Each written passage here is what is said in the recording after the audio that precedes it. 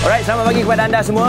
Bangun pagi, amalkan gaya hidup yang sihat. Itu yang paling penting sambil tengok Borak Kopitiam ni. Ya. Sebab gaya hidup yang sihat ni pilihan kita. Apa yang anda paling suka buat? Ada orang suka bersenam, ada orang suka berjoging, ada orang suka naik basikal, ada orang suka turun naik tangga. Kan yang paling penting kita kena ada pergerakan dalam badan kita, itulah. Betul. Dalam kehidupan ni, benda paling basic adalah bersederhana. Yes. Kadang-kadang walaupun kita jaga kesihatan, kita jogging dan sebagainya, kalau boleh bersederhana. Sebab macam-macam kes juga yang kita dengar. Antaranya yang, yalah, kita sekarang di negara kita, yang terkenal sekarang adalah sukan berbasikal. Dan baru-baru ni pun ada kes juga, Muaz. Kalau betul. Muaz boleh kongsikan. Jadi kita ialah bila dalam grup cyclist ni mesti akan ada update lah apa-apa saja yang berlaku, sama ada kemalangan, kematian dan sebagainya. Dan difahamkan minggu lepas rasanya tular apabila ada sebuah gambar dan juga video memaparkan seorang individu yang terlantar. Ini yang seperti anda dapat lihat ni. Dan difahamkan arwah meninggal ketika berbasikal dan umurnya lebih kurang dalam 40 tahun dan difahamkan juga ada buat bypass. Jadi sebab tu dalam kita nak kayu basikal ini ialah kita tak tahu apa punca sebenarnya. Dan apa-apa pun kita ucapkan takziah kepada seluruh ahli keluarga. Akan tetapi bila tularnya video dan juga gambar ini memberikan kesedaran kepada kita, Zack, bahawa pentingnya untuk kita menjaga jantung kita. Bersukan macam Zack kata boleh bersukan tapi sederhana. Tapi dalam kita nak bersana ni kita tahu berbasikal ini melibatkan kumpulan. Betul. Jadi bila dalam kumpulan ini ada orang yang bagus, ada orang yang kuat kayuh, ada orang yang biasa-biasa. Jadi macam mana dalam kayuhan tu kita nak semua orang sekata dan tak nak ada orang yang ditimpa kemalangan betul, sakit faham. macam ni. Betul. Kadang-kadang kita tak terkawal excitement tu kan. Sebab itulah hari ni kita ada tetamu yang sangat-sangat istimewa, yang pakar itu sendiri. Mungkin kita boleh ajukan pelbagai soalan kepada dia. Bersama dengan kita Dr. Azlan Hussein, merupakan seorang pakar perunding kanan kardiologi Institut Jantung Negara. Dr. Azlan, apa khabar? Khabar baik. Silakan. Doktor, silakan. Terima kasih. Okey, doktor. Jadi, terima kasih doktor hujung-hujung minggu ni meluangkan masa bersama dengan kita, doktor. Sama-sama. Difahamkan doktor juga merupakan cyclist, doktor? Yang tidak berapa bagus. Yang tidak berapa bagus tu basikal yang mahal. Yang tidak berapa laju. Okey. Tapi kerap juga berbasikal, doktor? InsyaAllah mungkin dalam tiap-tiap minggu sekiranya ada kelapangan dan tidak ada masalah di tempat kerja, saya mungkin berbasikal. Okey. Baik doktor, tadi kami ada membincangkan tentang betapa pentingnya jantung dalam bersukan dan sebagainya. Kalau lebih sangat pun bahaya, kalau tak buat pun bahaya juga. Betul. Jadi macam mana doktor, mungkin secara mukadimah awalnya apa yang boleh doktor kongsikan? Jadi dalam konteks kematian ketika bersukan, kita harus memahami persoalan ini dalam bidang yang lebih besar. Bahawa kematian di dalam bersukan itu amat-amat jarang sekali. Cuma bila ia berlaku, ia mendapat publicity yang agak meluas. Jadi dalam konteks bersukan, kematian mengejut ini selalunya melibatkan dua kelompok. Satu ialah kelompok pesakit atau ahli sukan yang tidak ada masalah kesihatan sebelum daripada bersukan. Dan yang kedua yang sudah memang ada masalah kesihatan ketika mereka memulakan aktiviti sukan mereka. Jadi dari konteks perubatan, kumpulan pertama dan kumpulan kedua mempunyai implikasi yang berbeza. Jadi kita harus meneliti daripada aspek tersebut.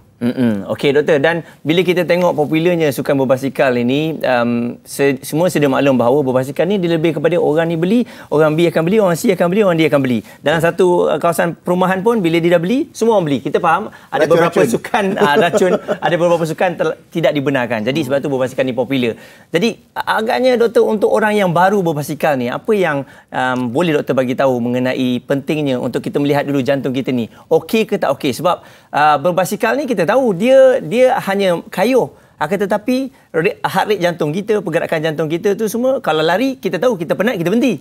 Tapi berbasikal ni ada orang tak nak berhenti, jalan je. Jadi apa yang penting untuk kita tahu, doktor? Jadi saya rasa kepada para pencinta basikal atau mereka yang berminat untuk menceburkan diri ke dalam apa-apa sukan sekalipun, seharusnya sebelum mereka menceburkan diri ke dalam bidang-bidang tersebut, terutama sekali dalam sukan-sukan yang memerlukan tahap exertion atau tahap exercise yang agak tinggi, di dalam seperti istilah sains dikenali sebagai anaerobik. So siapa yang akan masuk ke dalam sukan ini, yang terbaik ialah untuk melalui pemeriksaan kesihatan dahulu. Terutamanya kalau mereka ada risiko-risiko seperti penyakit kencing manis, penyakit darah tinggi, keluarga mempunyai masalah jantung, masalah kolesterol dan juga penggemar-penggemar alat merokok dalam apa-apa versi sekalipun. Jadi sebelum mereka menceburkan diri mereka ke dalam aktiviti-aktiviti sukan yang memerlukan tahap exertion yang tinggi, terbaik sekiranya mereka dapat menjalani pemeriksaan kesihatan terlebih dahulu. Saya suka bila Dr. Azlan sentuhkan tentang merokok. Minta maaf pada penonton, kita bukan nak bagi orang terasa hati ke apa sebagainya, tapi ini penting untuk kita soalan ni. Okey doktor, macam ada juga yang mengatakan walaupun mereka perokok tapi mereka bersukan, dia dapat top up balance. Apa pendapat doktor macam tu pula? Saya rasa ini adalah satu kenyataan yang mungkin tidak tepat. Berdasarkan sains, dan sekiranya saya boleh quote satu daripada fakta sains, salah seorang daripada ahli maraton yang amat popular mati mengejut akibat daripada masalah jantung tersumbat kerana tabiat merokok 20 atau 15 tahun yang lepas. Jadi bila kita merokok, dia akan menyebabkan kerosakan fizikal kepada jantung. Dan walaupun kita berhenti merokok, ia memerlukan masa yang lama sebelum kerosakan fizikal ini dapat dielakkan atau dipulihkan semula. Jadi notion atau fikiran yang mengatakan balance, mungkin satu fikiran yang agak bahaya, terutama kalau disebarkan kepada mereka yang tidak begitu arif mengenai balance, mengenai kesihatan atau masalah merokok di dalam. Ini macam lebih nak menutup kesalahan lah doktor. Betul. Jadi tak nak rasa bersalah sangat, tak apa, kita balance. Jadi bila sebut mengenai ibu basikal doktor, sebab kita ada dengar beberapa kes kematian mengejut secara tiba-tiba bila berbasikal ni. Apa yang menyebabkan jantung kita boleh terberhenti seketika ataupun selamanya? Okay. Dalam konteks bersukan yang aktif atau ekstrim, ada dua kaedah utama. Satu ialah kaedah yang atau ahli sukan itu telah atau sedang mempunyai masalah jantung, atau masalah kencing manis, atau masalah darah tinggi, atau perokok. Dalam keadaan mereka ada masalah ini, mereka pada peringkat awal exertion atau peringkat awal ketika memulakan kayuhan yang agak ekstrim, risiko kejadian kematian mengejut atau serangan jantung naik sedikit. Dia akan naik sedikit. Sekiranya ada pesakit atau ada mereka yang berkata, tapi saya tidak ada masalah jantung, saya tidak merokok, adakah saya terdedah? Ya. Terutama sekali selepas satu jangka masa atau satu tempoh di mana pesakit atau orang yang hendak bersukan itu orang kata tidak aktif. So dalam konteks COVID, dalam konteks mereka yang terus kembali aktif secara vigorous selepas 6 atau 7 bulan tidak boleh bersukan. Ketika mereka mula bersukan, data-data sains menunjukkan risiko kematian mengejut dan risiko serangan jantung naik. Okey, macam doktor, saya berdebar bila dengar statement macam ni sebenarnya. Sebab dah lama tak bersukan. Saya cuba nak saya lah secara peribadinya sedang cuba untuk ubah cara hidup dan sebagainya. Saya pun baru seminggu sebenarnya dah start pergi jogging dan sebagainya dekat kawasan rumah kan. Tapi bila doktor cakap macam tu, okey, berbasikal khususnya, berbasikal, beramai kawan-kawan ajak basikal, jom basikal, seronok dan sebagainya. Tapi macam mana untuk orang macam saya yang di mana lama dah saya tak berjogging, lama dah tak bersukan dan sebagainya, tapi bila doktor kata untuk orang-orang macam saya ni yang tidak aktif sebelum ini, risiko tu ada. Jadi macam manakah untuk orang-orang macam kami ni nak mula, macam mungkin ada tips-tips je ke? Macam mana kita nak tahu yang kita ni berada di pace yang betul? Kita tak berlebihan, kita macam tak adalah macam membuang masa sangat. So macam mana tu doktor? Jadi saya petik balik apa yang Tuan ucapkan pada permulaan program ini, kesederhanaan. Jadi saya rasa pada mereka yang memerlukan atau ingin memulakan aktiviti sukan yang memang secara keseluruhannya amat baik, perlu ada gradual atau peningkatan secara perlahan.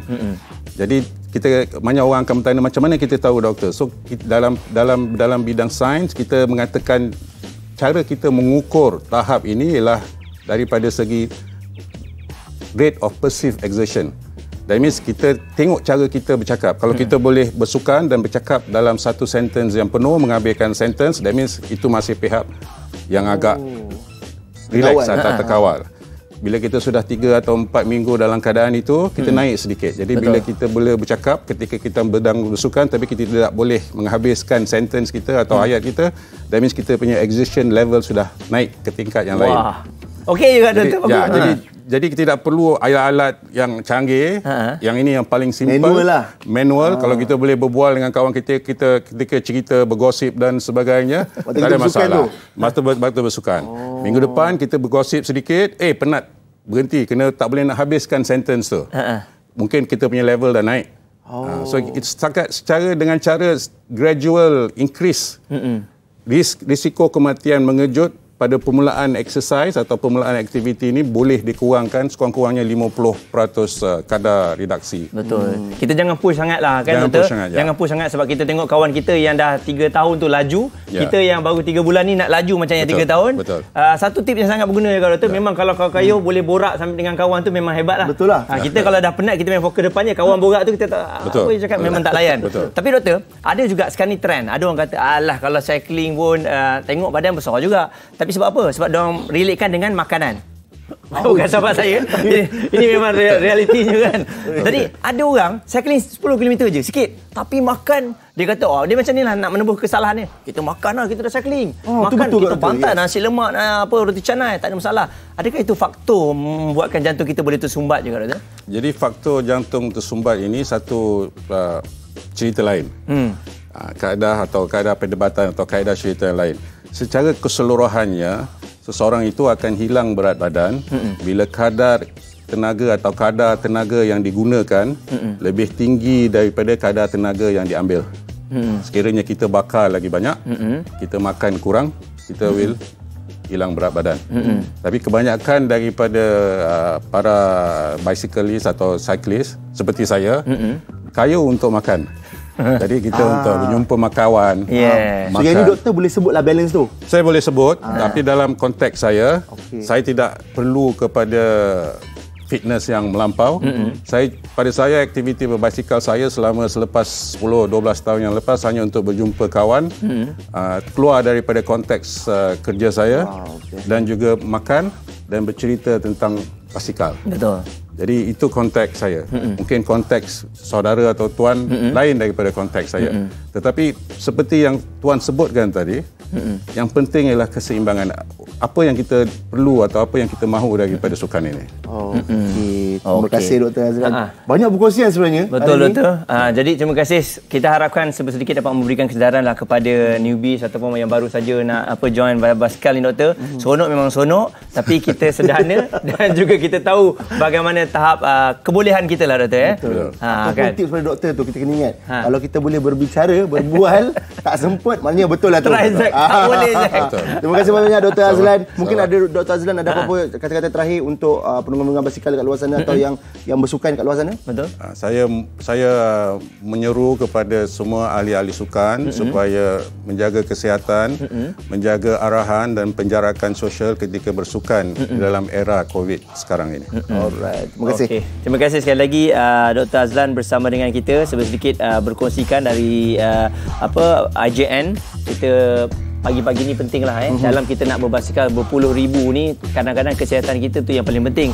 Kesihatan kita tu tak boleh beli Zack. Betul. Itu memang pemberian, jadi kena jaga betul-betul. Betul. Baik.